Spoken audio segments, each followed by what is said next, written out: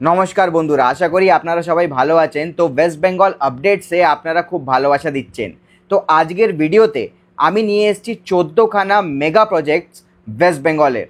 তো বেশি দেরি না করে এই ভিডিওটা স্টার্ট করি। ভিডিওটা এন্ড অবধি দেখবেন, কেন কি প্রত্যেকটা প্রজেক্ট অনেকই বেশি ইম্পর্ট্যান্ট। সবথেকে ফার্স্ট প্রজেক্ট যেটা হচ্ছে ওটা হচ্ছে কলকাতা শিলিগুড়ি এক্সপ্রেসওয়ে। বন্ধুরা, আমি আপনাকে বলে দিই কি এই প্রজেক্টটা কমপ্লিট করতে 25,000 কোটি টাকা লাগছে।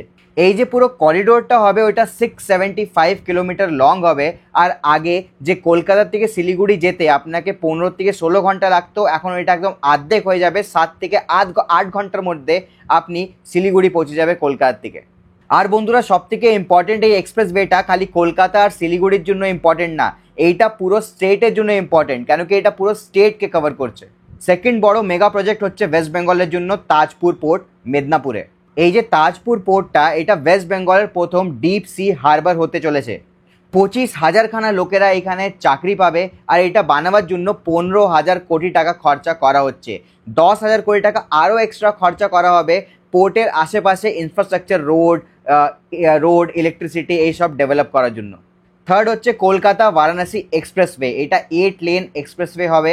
আর বন্ধুরা, এইটা যদি বেনে যায় তাহলে কলকাতার থেকে বারাণসী যেতে আগে 15 থেকে 18 ঘন্টা লাগতো, এখন খালি 7 থেকে 8 ঘন্টার মধ্যে আপনি বেনারস পৌঁছে যাবেন। এই পুরো প্রজেক্টটা বানাতে 28,500 কোটি টাকা লাগছে। আর যে মেজরিটি অফ দ্য কনস্ট্রাকশন হবে ওটা ওয়েস্ট বেঙ্গলে হবে, কিন্তু এর বেনিফিট বিহার আর ঝাড়খণ্ডও পাবে। ফোর্থ মেগা প্রজেক্ট হচ্ছে কলকাতায় Kalyani airport.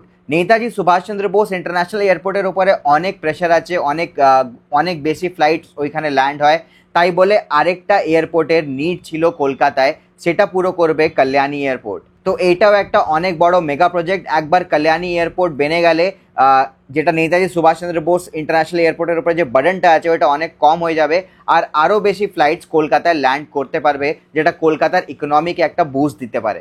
Fifth mega project যেটা অলমোস্ট কমপ্লিট হতে চলেছে ওইটা হচ্ছে মায়াপুর ইসকন। মায়াপুর ইসকন বানাতে $100 মিলিয়ন থেকেও বেশি টাকা লেগেছে। আর এটা একবার বেনে গেলে এটা দুনিয়ার সব থেকে টলেস্ট আর লার্জেস্ট টেম্পল হবে। 113 মিটার এর হাইট হচ্ছে, আর এটা অনেক বড়। এটা ওয়েস্ট বেঙ্গলের one of the iconic structure বলে পুরো ওয়ার্ল্ড জানবে।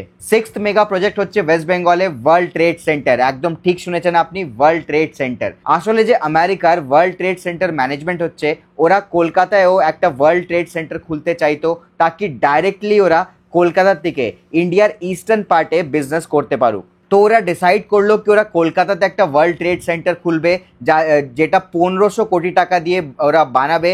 আর কমসে কম 35,000 লোকেরা এই ওয়ার্ল্ড ট্রেড সেন্টারে এমপ্লয়মেন্ট পাবে। সেভেন্থ মেগা প্রজেক্ট হচ্ছে ওয়েস্ট বেঙ্গলের ইন্ডাস্ট্রিয়াল করিডোর।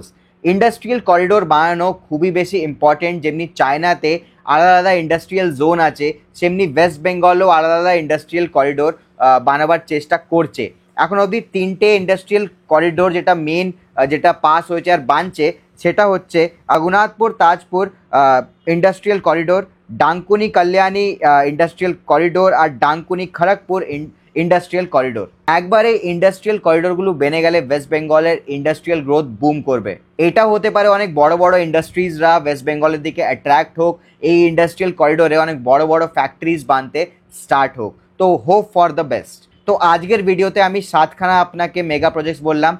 যে নেক্সট 7খানা হবে ওটা পার্ট 2তে আসবে, কাল বা পরশু সেটা আপলোড হয়ে যাবে। তো ওটার ওয়েট করুন, ততক্ষণ আমাদের চ্যানেলকে সাবস্ক্রাইব করুন, কেন কি ওয়েস্ট বেঙ্গলের বিষয়ে আমরা এমনি দারুণ ভিডিওস আপনার কাছে নিয়ে আসতে থাকি।